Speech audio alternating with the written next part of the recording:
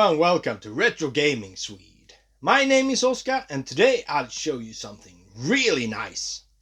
A couple of weeks ago I was browsing Tradera, basically Swedish eBay, as I do almost every day, and found something I've been searching for a good while, for a decent price that is. A NSE PC Engine console. Yeah, so you know I had to have it. This is the PC Engine coregrafx 2 variant. I'm not sure if there's something special with this certain variant of it, but just look at it! It's so cute!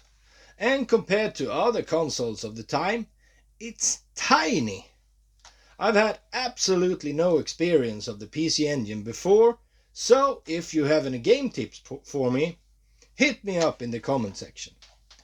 Of course, I didn't just get the coregrafx console, I also got all the necessary cables and controller. And no less than 7 games with it. A couple of them I really dislike, but 5 of them are absolute classics in my book. So let's check them out. The first game is one of those absolute classics on the PC Engine. One of those games everyone should play at least once. And also one of the best multiplayer game series of all time. Here's Bomberman 94.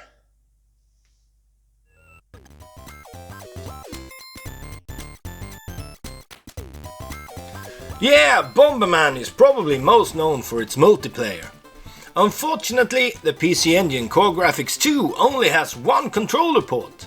So to play the multiplayer component of the game, you don't just need to get a second controller. You also need to get a multi-tap to connect it to. Yeah, unfortunately, I don't have that. Luckily for me though, the game has a pretty solid single-player campaign. You blast your way through the stages, blowing up flowers, crystals and enemies. It's really fun. The biggest enemy in the game is you, however. It's incredibly easy to commit suicide by bomb. The longer your blast radius gets, the easier it is to blow yourself up. The stages are littered with hidden power-ups that makes your bombs more useful. You can even find an animal to ride. These can have different abilities. The green one can run fast and the blue one can attack. These are awesome because they'll make you able to take an additional hit. Super useful! The bosses are also fun and imaginative, like the first one here. It's a monkey controlling an enormous evil banana. What's not to love? The game also looks pretty great, with nice colorful graphics and pretty funny enemy sprites.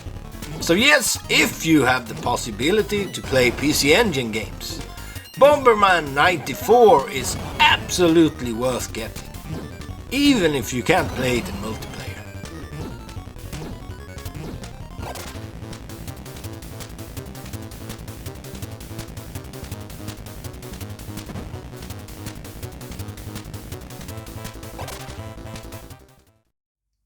This game stars one of the most iconic video game characters ever. We are of course talking about the pizza without a slice. Pac-Man in Pac Land.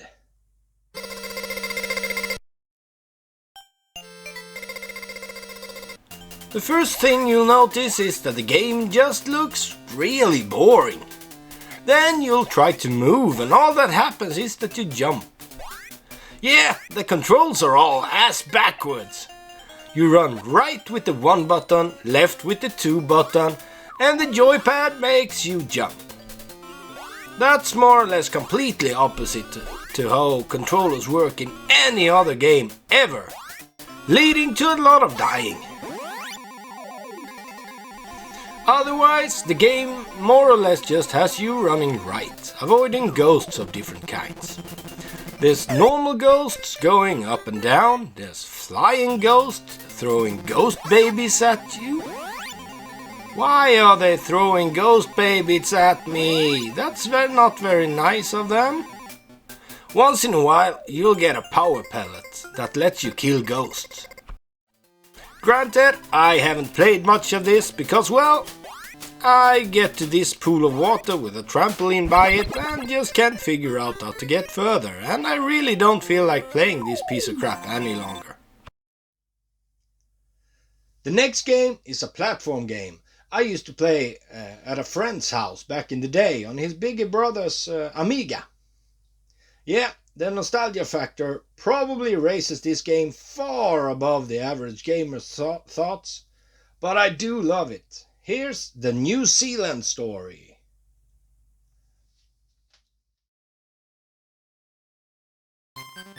You play as a bow-shooting kiwi bird, traversing through different platforming levels, shooting enemies with your bow. Your mission is to save your kiwi friends at the end of every level. The levels are filled to the brim with enemies and hard platform jumps. The controls work, but can be a little stiff when you try to land on the smaller platforms. There's power-ups to get, like bombs or a laser gun that shoots through everything. The graphics are nice and colorful, with pretty nice enemy sprites and fun backgrounds. The music is, well, this is what you get.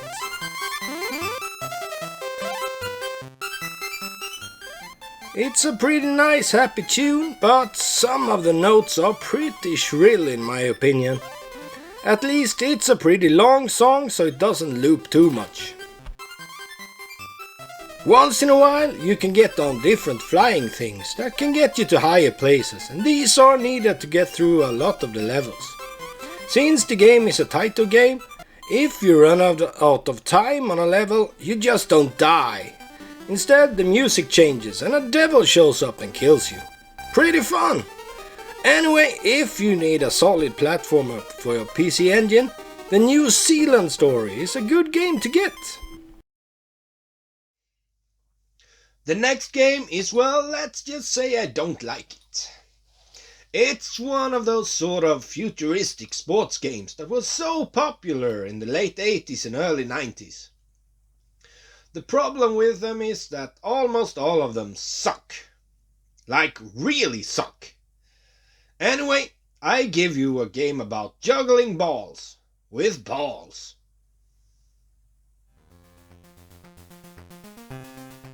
Let the game commence. Ballistix, made by Psygnosis, is a weird one. You play as a ball shooting guy trying to shoot another ball into the opponent's goal. It looks pretty nice, but plays like absolute dog crap. The controls are horrible. Your guy is moving so damn fast you can't even try to keep on the right side of the ball, and the guy auto-aims towards it at all time, making the game totally confusing. The music sounds pretty nice though. Otherwise, this game totally suck. Can't stand it. Maybe the multiplayer can be fun. But since I don't have a multitap and a second controller, that doesn't matter. Most of the games I'll be getting are single player games anyway, I guess. So if you're looking for a decent future sports game, you should steer far away from this atrocity. The last three games are all shoot 'em ups, a genre the PC Engine is probably most known for. We'll start off with a real Sega classic, Fantasy Zone.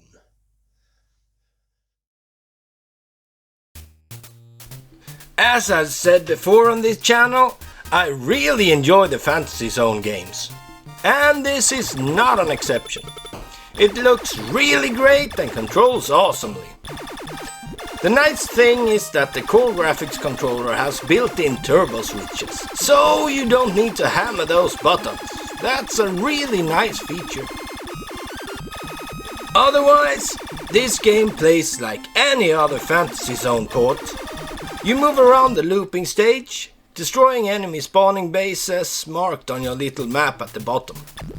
Then you fight the boss. The shops are there too, where you can buy speed boosts and weapons. Unfortunately though, the weapons are still on a timer, so you can't use it forever. Only a few seconds it feels, but they do make life easier for you. And you should absolutely get one of the speed boosts. Don't get the fastest one though, it makes the game almost unplayable.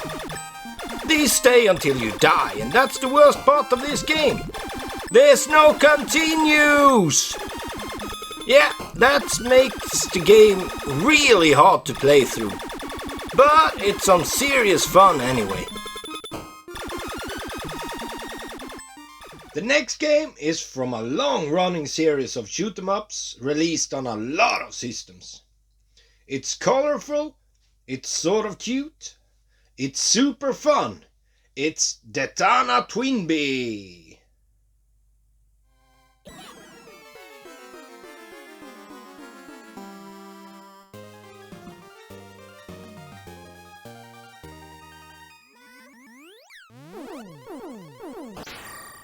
This awesome shoot-em-up by Konami is from one of my favorite shoot-em-up series of all time. When I was a kid I had one of those bootleg 199 in one games for the NES, and Twinbee was one of them. Since then I've really enjoyed these games. You control this two-handed ship thing and take on all kinds of enemies. You have your basic shot and a bomb that's used to take out ground targets. You also has a charge shot that basically takes out everything in its way. The main weapon can be improved by getting power-ups. That's where the annoying thing with this game shows up. To get power-ups, you need to shoot these happy clouds to make a bell show up. Then you need to shoot that a few times to make it change color. Then you need to grab it. The problem is that it's so easy to accidentally shoot it again before you have a chance to grab it, making it into a normal bell again, and that just gives you a few points. Despite the annoying bell power-up system, the game looks amazing and plays really good. The music also sounds pretty nice, and the enemies are good looking sprites.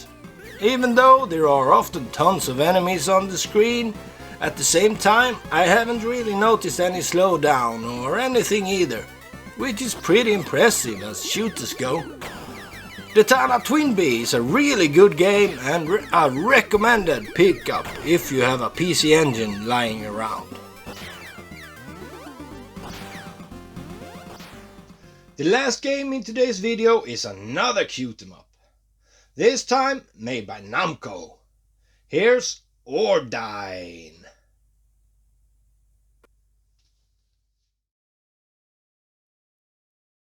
Ordyne is a horizontal shooter that's just a joy to play. Yes, it can be deceptively hard at times, but it looks great, sounds great and controls great. It shares one thing with the Fantasy Zone games though, the store where you buy your power-ups. You can get pretty cool stuff in there, although just like in Fantasy Zone, there's a timer on the weapons. It's not as short as in Fantasy Zone though, but you can get fooled sometimes into buying an expensive weapon, and when you get out of the store there's no enemies to shoot until after the timer runs out. The speed up stuff lasts until you die though, and there's continues in this game, making it an even more enjoyable title. The enemies are all fun looking and the backgrounds look great too. This is another one where you should use your turbo switches, as there's no charge shot or super bomb or anything like that. Anyway, if you want a solid, nice looking shoot-em-up for the PC Engine, Ordyne is highly recommended.